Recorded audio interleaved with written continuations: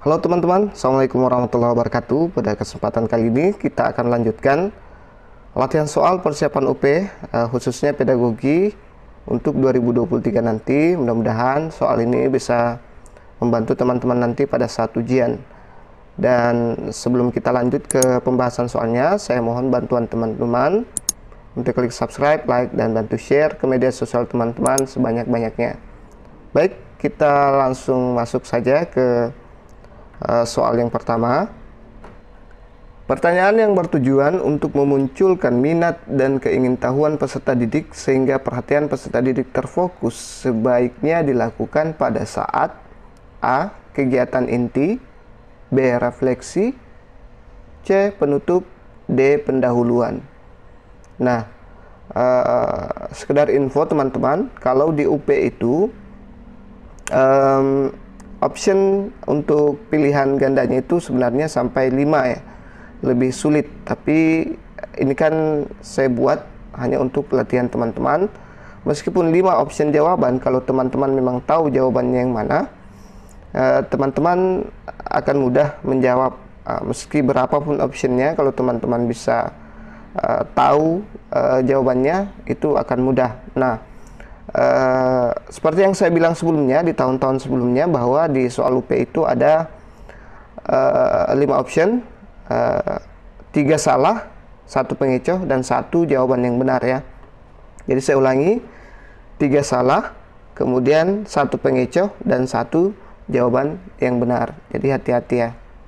Kebanyakan orang terkecoh di soal opsi pengecoh itu. Oke, kita lihat jawabannya. Saya yakin teman-teman sudah mengunci jawaban yang benar. Jadi dia berada di pendahuluan ya teman-teman. Nah, dia berada di pendahuluan. Pertanyaan yang bertujuan untuk memunculkan minat dan keingintahuan ya peserta didik sehingga perhatian peserta didik bisa terfokus. Nah, itu sebaiknya memang dilakukan pada saat-saat awal pembelajaran ya.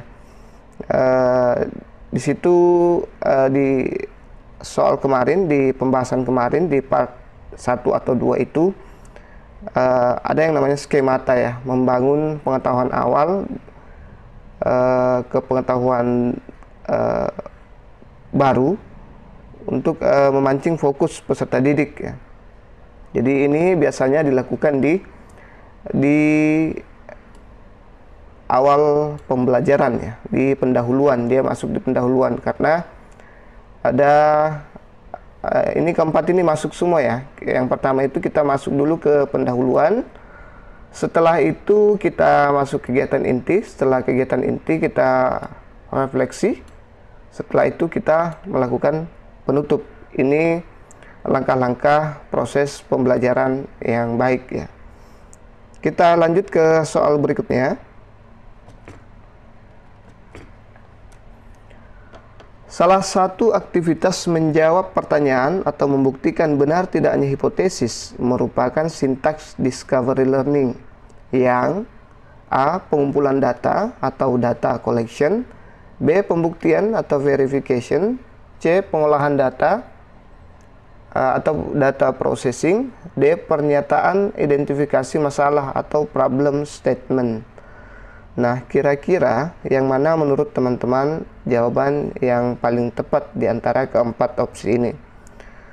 Salah satu aktivitas menjawab pertanyaan, aktivitas menjawab pertanyaan atau membuktikan benar tidaknya hipotesis merupakan sintaks discovery learning yang ya dia berada di tahapan mana?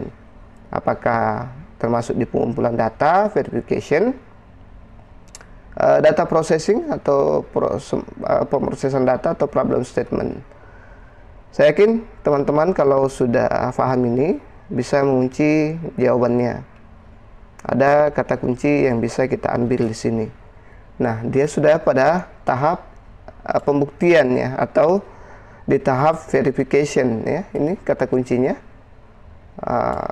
membuktikan benar tidaknya hipotesis ya. Dia berada di verifikasi, apakah dia benar-benar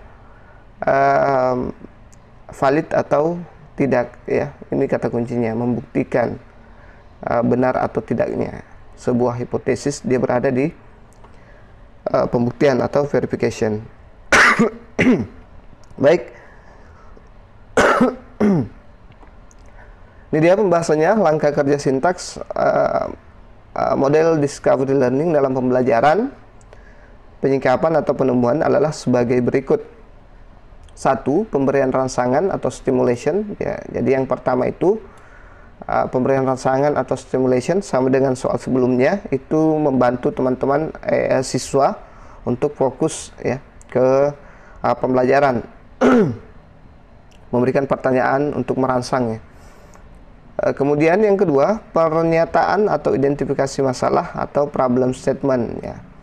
Setelah pemberian rangsangan ada pernyataan. Nah, pernyataan itu belum jelas ya apakah benar atau tidak.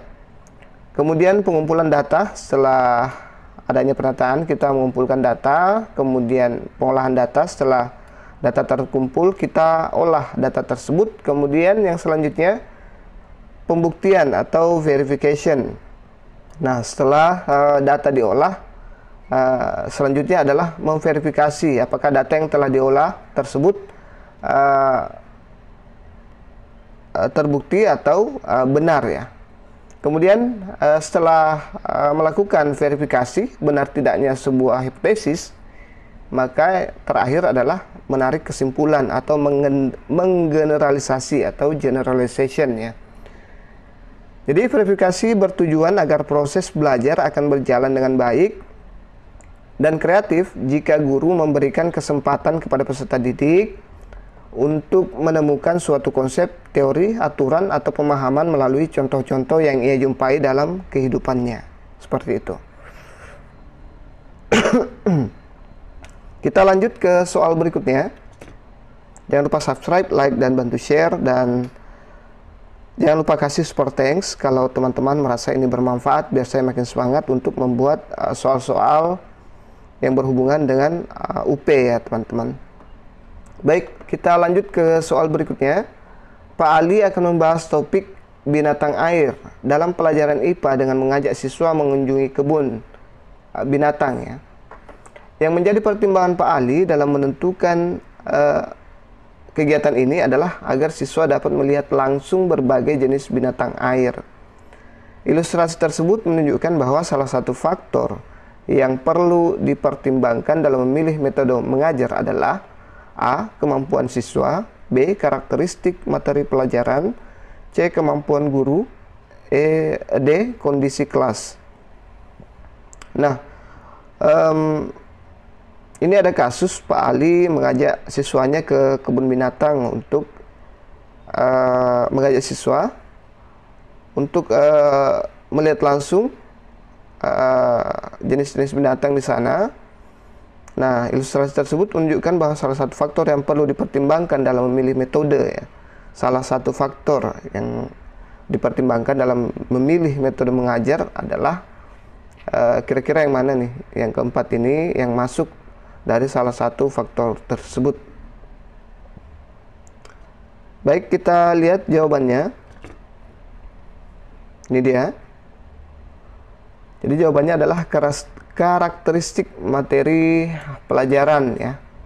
Jadi metode itu dilakukan sesuai dengan karakteristik materi pelajaran itu sendiri. Kalau misalnya dia membahas binatang air, ya kalau berkunjung ke kebun binatang itu saya pikir agak nyambung ya, karena di sana juga ada binatang-binatang yang hidup di air. Misalnya buaya misalnya dan sebagainya.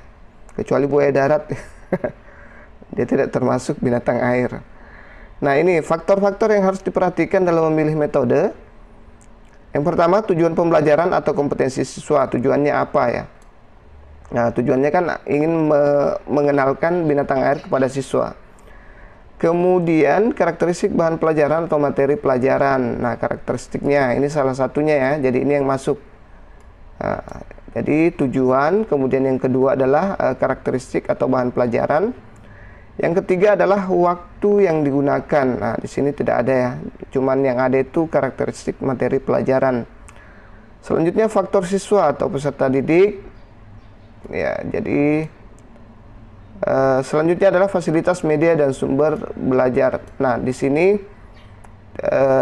tidak ada disebutkan selain karakteristik mata pelajaran. Jadi ini perlu dipahami ya, tidak perlu dihafal. Cukup dipaham saja apa-apa yang menjadi faktor-faktor yang perlu diperhatikan dalam memilih metode pembelajaran ya. Ada tujuan, karakteristik, waktu yang digunakan, kemudian faktor siswa, peserta didik, fasilitas, media, dan sumber belajar. Oke teman-teman, itu saja dulu yang sempat saya share pada kesempatan kali ini. Jangan lupa like dan bantu share sebanyak-banyaknya ke sosial media teman-teman. Dan saya ingatkan lagi untuk kasih super thanks atau ucapan terima kasih di bawah video ini, biar saya makin semangat. Kemudian insya Allah kita akan lanjut terus pembahasan soal yang berkaitan dengan UP nanti. Sampai ketemu di video berikutnya.